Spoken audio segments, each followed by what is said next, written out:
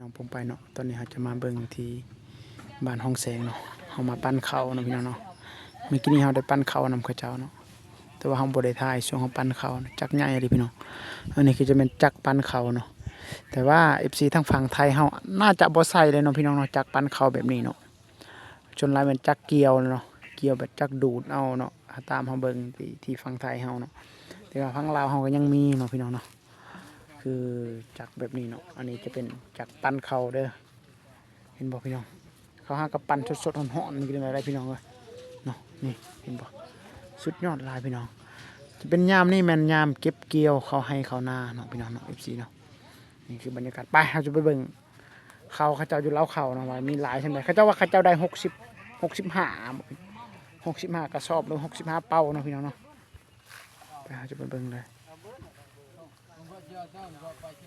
นี่พี่น้องเห็นบ่แต่ว่าเขาเจ้าเว้าภาษาบรูได้เราจะบ่เข้าใจนะพี่น้องเนาะนี่เห็นบ่จะเป็นเขาเจ้าอยู่เล้าเขาเนาะเขาบางคนก็ขายบางคนก็บ่ได้ขายเนาะแต่ส่วนใหญ่ก็เอาไว้กินนะพี่น้องคนลาวเฮาเนาะก็บ่ค่อยมักซื้อเขาอยู่ในท้องตลาดส่วนใหญ่เขาให้เขาหน้าเขาเจ้าเฮ็ดเองเนาะพี่น้องเนาะเห็นบ่โอ้ตัวเก่าก็ยังหลายได้เขาเนี่ยเห็นบ่เต็มเหล้าเลยพี่น้องนะเห็นบ่พี่น้อง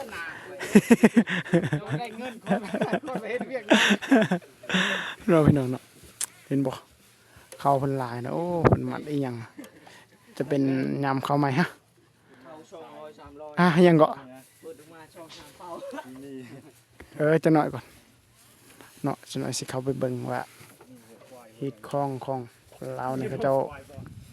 มีการมัดหรือถึงหัวในสาเหตุยังเป็นยังคือมัดไปนั่นน่ะ แล้วจะไปถามเนาะนี่รถเขาเจ้าเอารถไถนานี่แหละเนาะเวลาคนเข้าพี่น้องเนาะเห็นบ่พี่น้องเนาะสตัดเลยพี่น้องเนาะเห็นบ่อันนี้บรรยากาศคือเฮือนของเขาเจ้าบ้านเฮือนสองของเขาเจ้าก็สิประมาณนี้พี่น้องเลยเนาะคือสิเข้าไปเบิ่งจะหน่อยเข้ามานั่งจะเที่ยวจะห้องบ่ฮู้เนาะพี่น้องเนาะแต่ว่าเที่ยวหนึงก็น่าจะเบิดแล้วพี่น้องเลยเนาะมันไปเอาเข้าอีกห้องนึงเนาะพี่น้องเนาะไปบรรยากาศเห็นบ่พี่น้องนี่พูดจะเป็นเข้าให้เนาะแต่ว่าห้องบ่ฮู้ว่าเขาเจ้าเฮ็ดหยังเนาะพี่น้องเนาะเจ้าที่แต่ส่วนหลายเขาเจ้านับถือผีเนาะเขาเจ้าเอาอยู่ถึงสุดเห็นบ่เขามัดเขาอิหยังจำผีหยังเขาก็บ่ฮู้เนาะมีเขาควายเด้พี่น้องเห็นบ่เนาะห้องบ่ฮู้อันนี้จะเป็นเขาเก่าแน่เขาใหม่แน่เนาะพี่น้องเนาะที่น่าจะแม่นเบื้องนี้น่าจะแม่นเขาเก่าเนาะเขาปีกายนี่แหละพี่น้องเนาะที่แบบว่าเขาเจ้าอ่ากินบ่หมดเนาะยังหลายอยู่เด้อพี่น้องตัวนี้มันจะแม่นข้าวใหม่ตัวนี้เห็นบ่กระเป๋าสีเหลืองๆนี่เนาะพี่น้องเนาะคือฮีตของคนลาวมันเฮาก็บ่ฮู้คือกันเนาะเป็นชนเผ่าพี่น้องชนเผ่าบลูเนาะเห็นบ่ใช่ FC ได้เบิ่งใกล้ๆเห็นบ่โอ้จะเป็นเอาข้าวเอาใบไม้ใบดอกคูดนี่ได้มามัดใส่แล้วก็ห่วงเข่าอีพี่น้องเนาะมานั่นอีกบ่ฮู้ว่าจะเป็นคือตะกี้นี่เขาเจ้าตะกี้มันเขาเจ้าเอาอันนั้นจากอีหยังเขาเนาะมาตีเอาหั่นนะมาปะอยู่ถึงเขาควายเนาะพี่น้องเนาะพี่น้อง FC เนาะเห็นบ่กูใส่ FC ได้เบิ่งไกลๆเนาะเห็นบ่นี่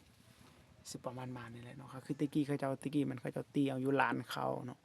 อันนี้จะเป็นห่วงเขานะพี่น้องเนาะอันนี้คือบรรยากาศของเขาอยู่นี่เนาะพี่น้องเนาะเห็นบ่พี่น้องคือจะได้เห็นว่าเขาให้เขานาเรา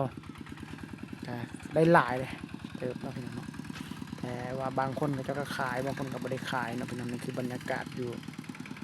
ให้อยู่นาเนาะแต่ว่าไปเอาเข้าอยู่นาแล้วก็มันอยู่บ้านเขาจะเอาเข้าไปเนาะ FC เนาะเห็นบ่พี่น้องเข้าหลายเลยพี่น้องกินบ่หมดดอกไปพี่น้อง FC เนาะคือแต่ละเฮือนแต่ละครอบครัวเนาะต้องมีเล้าเขาของตัวเองแบบนี้ได้เนาะแต่ว่าบางพื้นที่พี่น้องเอ้ยเนาะบางบ้านเนาะเขาเจ้าจะบ่ใส่เป็นกระสอบแบบนี้เนาะเขาเจ้าจะถอกออกจากกระสอบมันถอกเลียนไปเลยนะจะเป็นแบบนี้ได้ แต่ว่าบ้านอันนี้เขาจะเอาไว้เป็นช็อปเลย แต่สบายอีกแบบนึงเนาะก็คืออ่าเขานี่เวลานั้นหั้นนะเวลาเขาอยากเอาไปซีหั้นนะเขาก็ยกเป็นกระเป๋าและเอาไปซีเลยเขาบ่ต้องมาพองใส่กระสอบอีกหั้นเนาะพี่น้องเนาะแล้วก็บางคนเขาเจ้าก็ถอกเรียนเลยนะถอกออกจากกระสอบแล้วก็ต้องเวลาเขาอยากเอาไปซีก็ต้องใส่กระสอบอีกเท่านึงหั้นนะมันถอกเข่าใส่เข่าแล้วก็ถอกออกมันเป็นจะยากหลายเนาะเวลาเขาไปซีนะแต่ว่าอันนี้แบบเขาเอาไว้เป็นกระสอบแบบนี้เลยเนาะพี่น้องเนาะ FC เนาะโอเคพี่น้องเนาะผลการของเข้าหน้าของกระเจ้านานี่ปีนี้แม่นเขาเจ้าได้60นะพี่น้องเนาะไป FC สิไปเบิ่งอันนี้จะเป็นเฮือนหลังในเนาะที่เฮาไปปั่นเขานะพี่น้องนะผู้มาอีกแล้วคันหนึงพี่น้องเห็นบ่ผู้มาที่พุ่นพี่น้องนี่จะเป็นหมู่บ้านของเขาเจ้าเนาะนี่เนาะคือบรรยากาศของบ้านนี่สิประมาณมานี่แหละพี่น้องเนาะบ้านเนี่ยบ่มีสัญญาณอินเทอร์เน็ตเลยพี่น้องอันนี้คือลักสัญญาณเนาะวิธีเขาเจ้าให้เฮ็ดลักสัญญาณนี่ก็คือเขาใส่ลักไม้ไผ่แบบนี้เนาะแล้วก็เอาโทรศัพท์หน่วยหนึงไปมัดใส่พูนอยู่เทิงพุ่นแล้วก็ปล่อย Wi-Fi มาที่พุ่นแล้วก็สามารถลิ้นได้ผู้อยู่ลุ่มนะต้องมีโทรศัพท์2หน่วยได้แต่ว่าเขาก็ปล่อยได้ให้ได้หลายหน่วยนะพี่น้องเนาะจึงลิ้นได้เนาะพี่น้องนี่ FC เนาะนี่เห็นบ่ปุ๊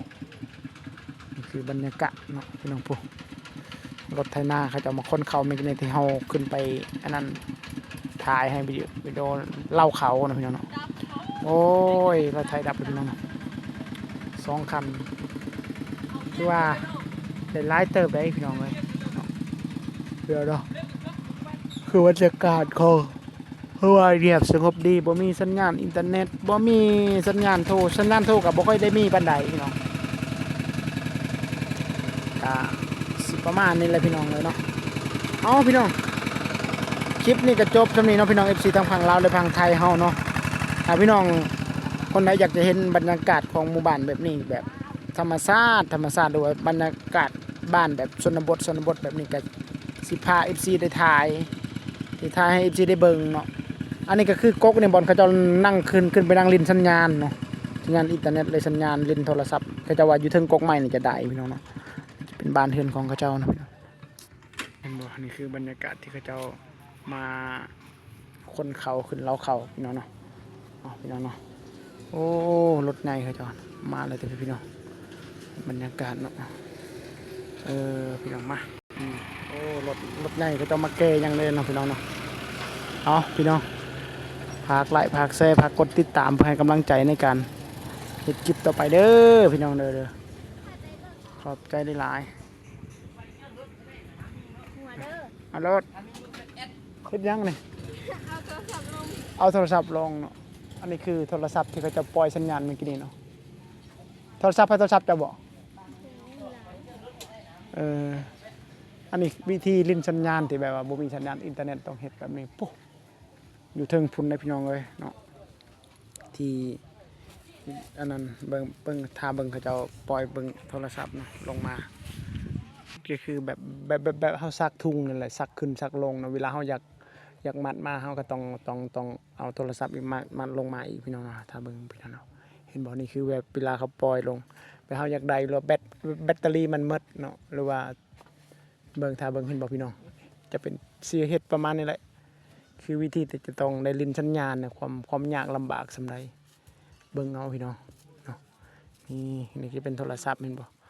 เขาจะเชื่อม Wi-Fi อยู่ถึงแล้วก็สามารถปล่อยได้มันจนสัญญาณแห้งเนาะเวลาแบตเตอรี่มันเบิดกับเราลงสากมาแล้วก็สากเต็มแล้วก็มัดใช่แล้วก็ซักขึ้นอีกซักขึ้นซักลงนะ